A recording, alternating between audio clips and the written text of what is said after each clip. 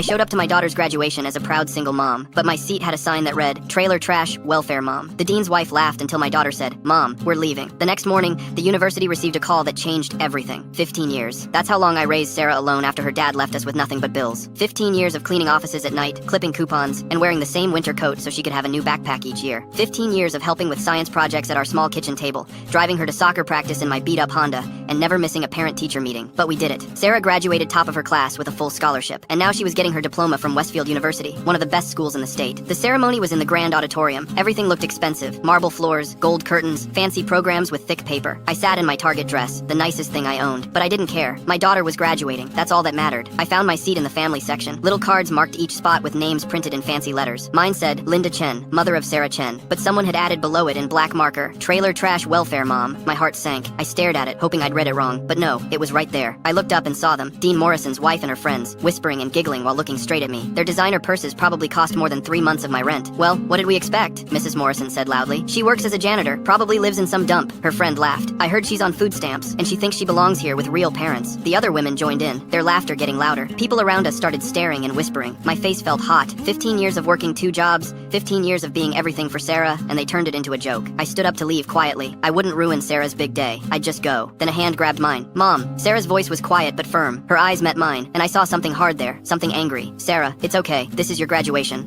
We're leaving, Mom." "What? No, honey, you can't." "We're leaving," she said louder. The music stopped. Everyone went silent. 500 people in expensive clothes turned to watch as my daughter looked directly at Mrs. Morrison. "You just made the worst mistake of your life," Sarah said clearly. Then she walked out with me, leaving her diploma behind, still in her cap and gown. We drove home in silence. Sarah's hands gripped the steering wheel tight. She'd never told me where she got the money for this car, just said it was from work stuff. When we got to our apartment, she finally spoke. "I saw it, Mom. I saw them write it." "Then why didn't you stop them?" "Because I needed to see if they'd really do it." Her voice shook. "If they'd really insult the woman who gave up everything for me." She opened her laptop. "Mom, remember my tech internship? The one I said was boring?" I nodded. "My team created an app for student loans, a platform that helps students manage debt. Last month, a big company bought it." She looked at me. "For $18 million.